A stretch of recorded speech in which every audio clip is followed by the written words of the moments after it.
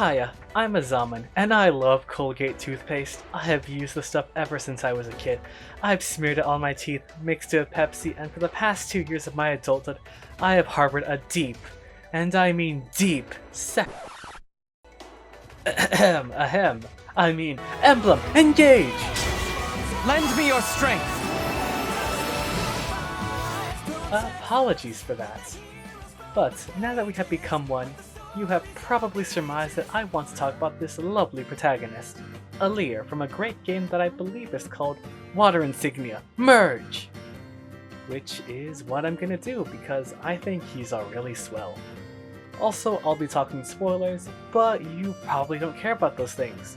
And yeah, that was me actively using he because, let's get this out of the way, I'm really not the biggest fan of female Alear.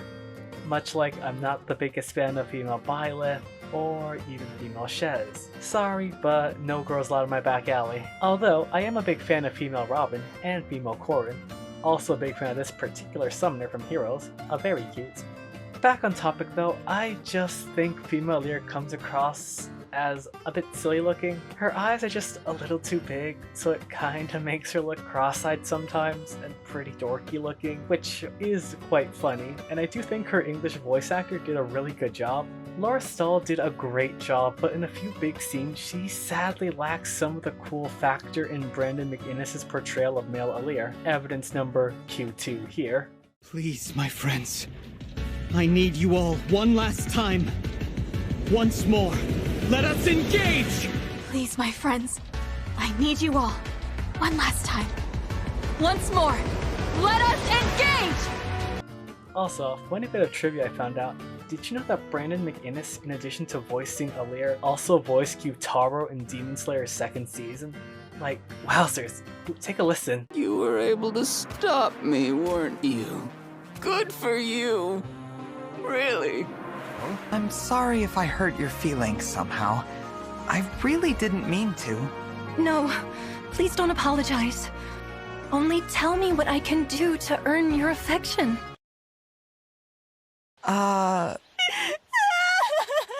So different. From like the baddest of boys to the goodest of boys. I love it. Now back to my point about female Alear. I'm not making this a hit piece on her. I still think she's great. She's definitely the more adorable one of the pair, but I just prefer the male version for reasons I'll discuss shortly. So yeah, male Alear is the form I'll be discussing. Now where to begin? Let's start by praising the wonderful Mika Picasso, the artist who had plenty of creative control over the designs in Engage. And I gotta say, I'm loving it. Moving on, let's check the design. So like, if I could describe Alear in one word, it would just be heroic. From a pure design aesthetic focusing on how well his drip is persisting, I'd say he looks like a noble hero from Legend. He's a hero dressed in white. I wonder if that's important. Anyway, I personally think he rocks the mismatched hair color combo. The X bangs honestly make his eyes look sharper and give him this great look of determination, specifically in the endgame cutscene, but also whenever he's getting his engage on. Plus, in this image right here, look at just how sharp he is, look how cool he is! And speaking of cool, check these suspenders. The blue really matches well against the white trousers, and I think it's overall superior to the kind of bland blue skirt the female version has. The white with gold accents extending down his boots really brings the whole design together. Also, the cape. Alear has this amazing, gallant white cape with this pristine symbol on the back that is not obscured by a giant sack of hair. However, you can't just love a pretty face. We need to delve deeper. We need to get to know our hero clad in white. Alear in particular has my favorite heroic personality with the right level of naivety where he's inexperienced and expects the best from everyone, but he's not actually stupid. Or well, infuriatingly stupid. Like, I don't know, harder, let's go conquer a country to get Papa to sit in a chair. Though that was actually pretty fun. Alear just shows this genuine level of kindness and understanding that is hardly seen, where he doesn't even bother to pry into the lives of his friends because he hopes they'll come forward and explain it themselves. Like, for example, when Yunaka tries to explain her past as a very dangerous, not so zappy or particularly papaya-based past with an occupation where she hired some people's papayas for the last time quite often, Hearing that past, Alear just tells her that there's no need. He doesn't need to know about Yunaka's past because it clearly disturbs her, and Yunaka doesn't need to tell him right now. Instead, he can see that she's not ready to explain this part of herself. Alear just feels that she shouldn't force herself, which is honestly really considerate. Furthermore, I just like how much humanity and empathy Alear has, which we can see through his fear of the corrupted. The initial terror he exhibits at the corrupted really grounds Alear as just a person. Huh? What are those horrible things? Shall we fight them? As you wish, Divine One. You whose bravery knows no equal. No, let's run. He's called the Divine Dragon, but he doesn't have the personality or like the walk, the aura of a person to be worshipped. He's a kind young man to his core. I know a lot of people complain about how it's just an excuse to have the rest of the cast bend over backwards to suckle on the dragon pickle, but I don't think it ever really reaches that level. Huh? Thank you, Universe, for creating someone so awesome and so very shiny. Fram? Oh, sorry. Am I distracting you? Well, you're not distracting me. Oops. Sorry. Could you maybe not do it so close? You bet. I can stand back a little. The three prime examples of this kind of pickle suckling are Vander, Clan, and Fram, which makes sense because unfortunately their entire lives revolve around the Divine Dragon. Those two really are just the surface level, and they're the first thing people see, which much like Leone, they used to define their understanding of the entire game, and the rest of the characters without much insight. That got a little sidetracked, because it does quite frustrate me a little bit. But going back to the corrupted things, I need to mention that they also inform more of Alear's past trauma and his lost memories, where he apparently witnessed, like long ago, he apparently witnessed his siblings being torn limb from limb, or being eaten alive.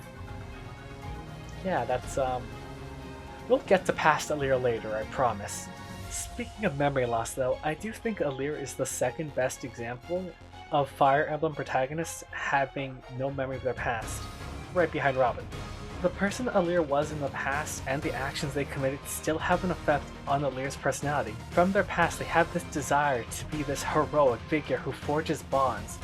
The kindness Alear has is not an inherent trait of his. It's a learned trait sharpened by his naivete. It comes from a subconscious desire Alear has to be a better person and experience the world of Elios for all it is to behold. We can see this through his last words during his first death, where as his light is fading, he cries. He hasn't had a chance to experience all that he wanted. Thank you, Mother. If I see that day, maybe I'll return, dressed in white, a gleaming sword at my side, a divine dragon like you, ready to save the world.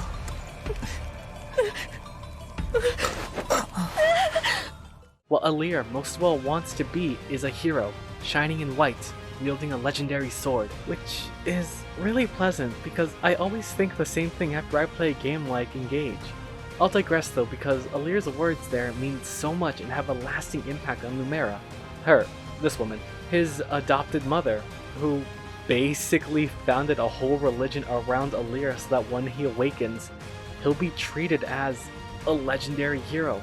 One who would never be alone, one who would emerge as a good dragon. However, his kindness is not endless, and Alear is allowed to show genuine anger. We see this once the events of Chapter 11 pass, where Alear just has this complete hatred for Evil Veil, get it? And I just really love how Brandon McInnes delivers this line, evidence Q3. Don't act like you forgot. I can see through your lies now. Lies? What do you mean? I promise you, I'm not... Oh, Get in here. People you killed. They had families, but you don't care, do you? All that pain? You don't even give it a second thought. Wait a moment. I killed people? Who? Drop the act. You know what you did. How dare you show your face here?